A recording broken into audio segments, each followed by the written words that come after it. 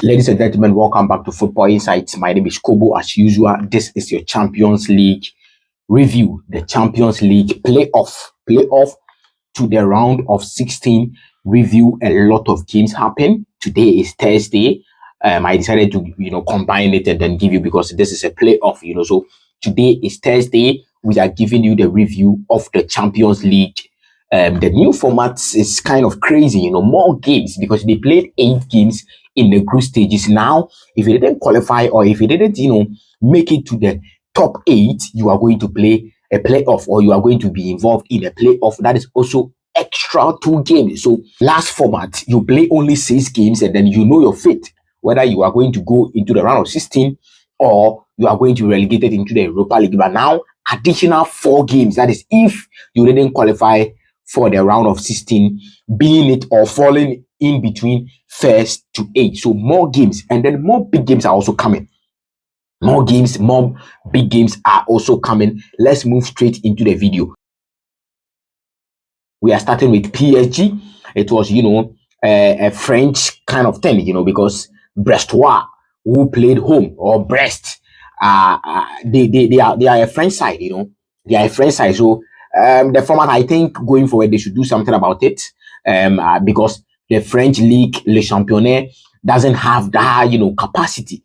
So if you are allowing 2 French speaking, clubs or French clubs to meet as at this stage, I think it's a bit unfair to the French side. So going forward, I think they should do something about it. I don't know how they are going to do it, but I think something should be done about this thing. We shouldn't see any French side meeting in the playoff, not even the round of 16. It should be from quarterfinal going. That is if 2 teams will meet, and that is fine. So I think it was a bit unfair to the French clubs, but PSG played Brestois played home. And then it was 3-0 against Brestois. Dembele cooking. I think he has 21 goals this season in all competition. He is cooking. He has scored in, I think, 8 games. So Dembele, top performance by Dembele. Dembele scored 2 goals in the 45th minute, and then in the 66th minute, Vitinha also scored a brilliant penalty. Vitinha, this guy is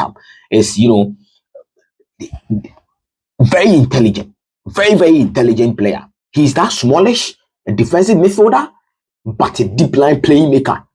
This guy is a top player, Vitinha. So Vitinha also scored a penalty in the 21st minute. PSG won Brestois by 3-0. Dembele, Luis Enrique, all the boys, big shout outs to them. They are doing so well. I think Brestois is the end, because even your home, they can come and paste you 3-0. How much more Parc des Princes? It's not possible. It's not going to happen. So I think we will say goodbye to Brestois in the Champions League. They have done well. Honestly, they have done well. This is their first time in the Champions League, and then I didn't expect them to go this far. Trust me, I didn't expect them to go this far. So Brestois, going into the playoff of the Champions League, or the playoff to the round of 16, is a bit okay for Brestois. I think they should bear on it and then come back later. Let's move to Juventus versus PSV Eindhoven. But this game, a lot of boys had problem with this game, because ideally Juventus won the game. So I don't understand why some of the boys were complaining that Juventus didn't give them what they wanted. I don't know what they wanted though, but 2-1 against PSV Eindhoven. It is a very good performance, a very good result for Juventus. The Turin boys. McKennie scored in the 34th minute. Mbangula, this guy Mbangula, the first time I saw Mbangula was, I think, 2 months ago in the Italian Serie A. At that time, Juventus had injuries. So I saw this guy Mbangula, and then this guy was playing like Gnonto. If you know Gnonto, he's an Italian guy, a black guy, but he's an Italian guy. Gnonto, I don't know where he is right now, but in Mbangula, the first time I saw this guy, I was like, no, this guy is a gem. This guy is a gem. So he also scored in the 82nd minute.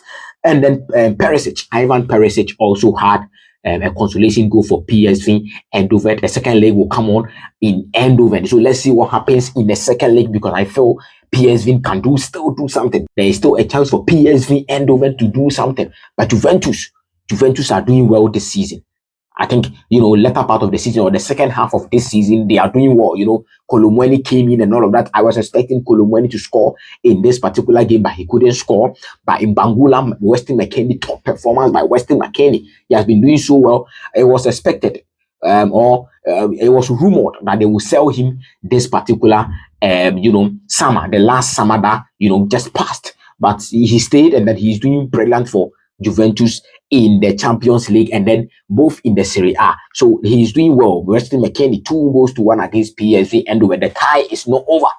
I still think the tie is not over. PSG can do something about the tie. Let's move to Dortmund. Dortmund won by 3-0 against Sporting Lisbon. And this is a very, very, very, very, very good result, a brilliant result. So Dortmund, they are not doing well in their respective leagues. That is,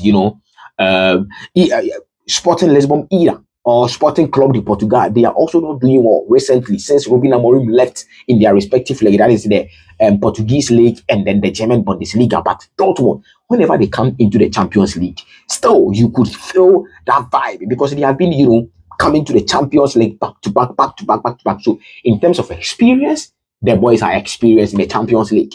So if it is Champions League, forget. Dortmund are going to give you a different, performance in the Champions League. Sheo Guirassy scored in the 60th minute. He had the man of the match. Big shout out to Sheo Guirassy. I think he had 8. No, he has, I think, 10 goals. No, 8 goals and 2 assists. So that is 10 goals involvement or 10 goals and assists in the Champions League this season. He is one of the best players in the Champions League this season. Sheo Guirassy. Pascal Gross also scored in the 68th minute. And then Karim Adeyemi, the Fufu boy. The Fufu guy, Karim Adeyemi, also scored in the 82nd minute. So Dortmund, they are not doing well in the Bundesliga. I think, in my opinion, sacking and not even sacking, letting Eddie Terzic go and then bringing in Nuri Sahin, they should have gone in for an experienced coach. A coach who is experienced and can also develop talent because that is what they do. I think they should have gone in for that kind of, coaches, but they went in for a young guy who is Nuri Sahin. Nuri Sahin is a young guy. He should learn more. Probably maybe go to other clubs, go and coach other clubs, get experience, and then come back. But to give him the Dortmund job, it is a big job in Germany. The second biggest club in Germany. So that is a big job. If you give it to Nuri Sahin, a young coach that is coming, who doesn't have experience, bro, you know what is going to happen. Niko Kovac also came, and then it is not working. So far, it is not working. By the Champions League, they have shown that, yes, they are one of the sides, the big sides in the Champions League. They went to final just last year. So I don't understand why Dortmund will play this way. But Dortmund also won by 3-0 against Sporting Lisbon or Sporting Club de Portugal. Very, very good results. Very good performance by Dortmund, going away, winning 3-0. It is a very, very, very, very good result. So big shout outs to Dortmund. They have done well. Let's move to the big game. This is where the juices are. The juicy stories are the big game. Real Madrid versus Man City, or Manchester City versus Real Madrid in the Etihad Sports Stadium. 3-2 against Manchester City. Top game and an end-to-end game. A lot of things went into this particular game. But before we start, there was a banner that was shown early in the, when the players were coming out from the tunnel. A banner was shown, but I will put it on the screen for you. The banner that says something like, stop crying your heart out. Stop crying your heart out. So when we saw the banner, we thought this banner is for Vinicius Jr. because the Real Madrid entourage, Vinicius Jr., all the boys, even the Brazilian boys, the crying even went into the Brazilian boys. Those people, or the Brazilian boys who are playing across the European countries, they were all crying that Vinicius Jr. didn't win the Ballon d'Or, which I think, of course, Rodri also deserves it equally. Vinicius Jr. also deserves it equally. So it was a matter of votes, Personally, I don't rate the Ballon d'Or. Personally, I don't rate the Ballon d'Or, but that is just my personal preference or my personal opinion. I don't know about you. You might rate Ballon d'Or, but I don't rate Ballon d'Or, But we saw the banner. Vinicius Jr. saw the banner. Everybody saw the banner, and then we saw Rodri, taking a picture of the banner. So it was kind of, provoking Vinicius Jr. because but the Manchester City fans has come out to debunk the news or debunk the narrative that it is not for Vinicius Jr. It was for their president, which is Florentino Perez. Florentino Perez got pissed. He was pissed. And then, he blocked the Real Madrid players from going to the gala at France. So he was pissed. So the Manchester City fans are saying that the banner was for Florentino Perez and not for Vinicius Junior. So that is on the records. They are saying it was for Florentino Perez. But let's move into the game. 3-2 against Manchester City. Mbappe scored for Manchester City. Brahim Diaz also scored in the 86th minute, and then last minute goal was for Jude Bellingham. Erling Haaland scored in the 19th minute, and then in the 88th minute, a penalty, which we will talk about it if we have time. But in this particular game, I think some Real Madrid fans have problem with Carlo Ancelotti for the fact that some players have form as compared to some players, and then he has decided to play some players. I'm talking about Ferland Mendy and Frank Garcia. People think that Ferland Mendy has lost form, so he should play Frank Garcia instead of Ferland Mendy. And then I think that if I am Carlo Ancelotti, I'm looking at his perspective. If I am Carlo Ancelotti, I look at the occasion, I look at the big game, I look at who I can trust and not who has form. Who I can trust, because the Asensio guy, mind you, if Militao, Rudiger, David Alaba was fit, Asensio wouldn't have played this game, because if I am a coach, I wouldn't trust Asensio. But he had no choice to play Asensio as the centre back, and then he did solidly well. That boy is a special boy. Asensio, that boy is very, very special. That boy is a very special boy. So I am looking at who I can trust, the players I can trust as a coach. So I cannot just field anybody unless it is out of my control. If I can control, I am putting who I can trust in there and not who has form or who the fans think is or deserve to play. No. So I will agree with Carlo Ancelotti. And then in a way, I don't disagree with the Madrid fans too, because Frank Garcia is doing well this season as compared to Ferland Mendy. Ferland Mendy has had lapses in his game, dip of form and all of that. So I agree with them. But let's move into the match. Pep Guardiola did something that was very strange. John Stones playing as, a number 6, or as playing as, a defensive midfielder. It wasn't, we have seen it in the previous season where he will play as a 3-back, and then one of the centre backs will drop in to come and help Rodri. That is like last 2 seasons. But this season, we have not seen that, tactical approach. So he went into this particular tactical approach by playing, John Stones as the number 6 or John Stones as the defensive midfielder, which I was a bit shocked. And then I was also shocked for not seeing Umar Mamouche in the game. I was also shocked for not seeing him, because I feel Real Madrid had problems in their defense. And then if you have Umar Mamouche in the front line, it was going to cause problems. Very, very, very, very big problems for Real Madrid. I didn't also see that. I was shocked that he also started, Jack Grealish as well. So in the lineup, there was a bit of problems in the lineup.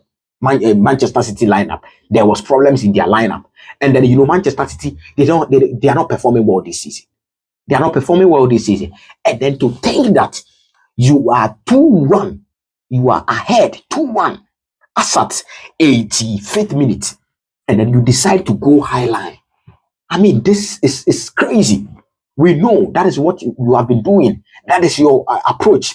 But 2-1 ahead of Real Madrid, you know what they can do.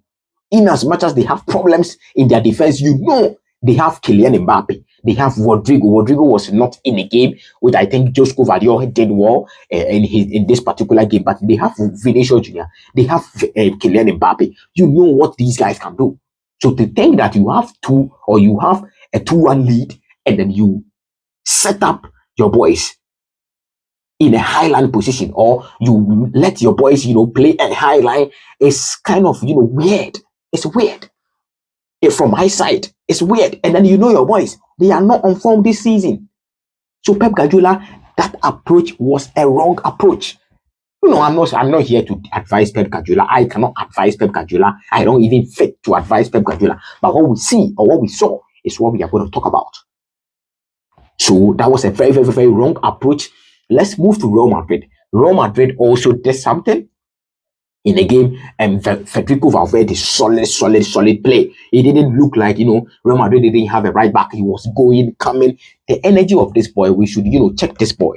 The energy of Federico Valverde, top energy level by Federico Valverde. Jude Bellingham, people are talking about Jude Bellingham for the fact that Jude Bellingham was lost in the game and then he scored a last minute goal. So all of a sudden, Jude Bellingham performed better. I disagree with that because the game I watched, I saw Jude Bellingham working left, right, center. He was working. So I disagree with people when they say Jude Bellingham was playing, he was so to speak, was not performing well, and then all of a sudden he scored a goal, and people were hailing Jude Bellingham. No, so Jude Bellingham was also great in the game. Vinicius Junior had the man of the match. The penalty incident that happened, Clement took a penalty for Dani Ceballos' mistake. Dani Ceballos was brilliant in the game, except that particular mistake, and I think it was a penalty. Did he have a touch on, a contact on Phil Foden? Yes.